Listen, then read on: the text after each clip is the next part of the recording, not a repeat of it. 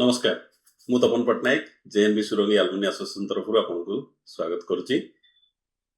आज गोटे महत उद्देश्य नहीं कि भिडटी बनाऊँगी से हूँ जे आसंता रविवार 28 तारिख ब्रह्मपुर रे आमे रक्तदान शिविर ब्लड डोनेशन कैंप ऑर्गेनाइज करने जाऊँ।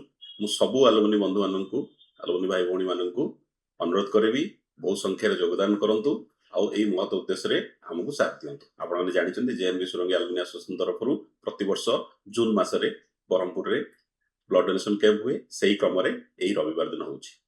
तो आमर एसोसिएशन समस्त कर्मकर्ता को धन्यवाद सहित आपण समस्त को धन्यवाद जनइबी सब आपको सहयोग कर जेएनबी सुरंगी नहले भी बाहर नवोदयन माने जो माने आमर ब्रह्मपुर रोचंती समस्त को मु आह्वान करी आपण माने मध्य जॉइन करंतु।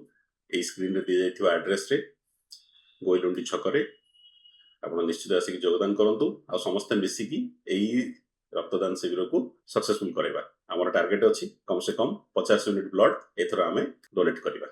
आसंतु समस्त मिसिया को सफल करवा।